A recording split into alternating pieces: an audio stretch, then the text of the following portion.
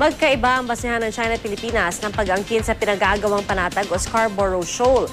Kasaysayan ang iginigit ng China dahil sila raw ang unang nakadiskubre rito, habang distansya naman ang inilalabang dahilan ng Pilipinas.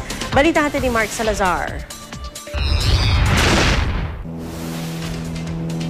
Ang panatag o Scarborough Shoal, kagaya ng pinagtatalunang Spratly Islands, ay may mahabang kasaysayan ng mga mandaragat na nabihag ng kanyang ganda.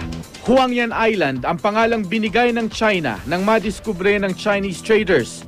Mga panahong hindi pa ito nadidiskubre ng Pilipinas. Yung Scarborough Shoal at yung mga ibang isla ng Spratlys, sinasabi ng mga ibang eksperto na as early as yung Han Dynasty, which is 200 years before Jesus Christ, and na-discover na daw ng mga Chinese. Pero syempre, to be safer, I'd say na as early as 900 AD, mga Song Dynasty, marami ng mapa yung mga Chinese depicting the Spratlys, and most likely including places like the Scarborough Shoal. Unang bahagi ng 19th century nang binyagan itong isla ng mga Briton na Scarborough Shoal.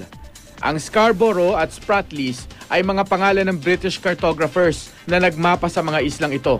Pero late 60s, nung madiskubre natin ang ganda ng Scarborough sa mga mata ng mangingisdang Pangasinense na si Tomas Cloma. Only when Coloma, the fisherman, was fishing there, and he said, "Oh, this is a nice place." So because Coloma in the late 60s, and then also during Marcos' time, then that is the time he claimed. Panatag Reef naman ang ibinansag natin sa shoal. Noon, sabay-sabay lang daw nangingisda sa Panatag at Spratlys ang mga Pilipino, Chino at Vietnamese. Pero walang standoff. Kasi dati rin naman, it was more of trade, and wala naman yung world politics ng US and China. Hindi naman nila alam dati na may langis dyan sa Spratlys. So ngayon, syempre iba na yung situation. Sa gitna ng standoff, kasaysayan ang gusto ng China ng pagbasihan kung kanino ito, kung saan lamang sila sa haba ng kwento mula sinaunang dynasty. Anybody could use historical claim and historical title for any of their claims. But this has to be validated.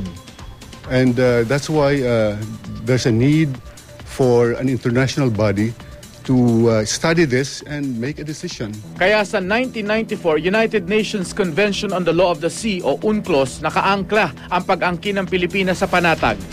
Sabi ng DFA, di ito nakukuha sa pahabaan ng kwento, kundi sa palapitan na lang sa shoal.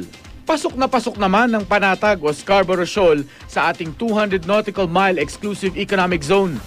Bagay na sinang-ayunan ni Zambales Governor Hermogenes Ebdane Jr.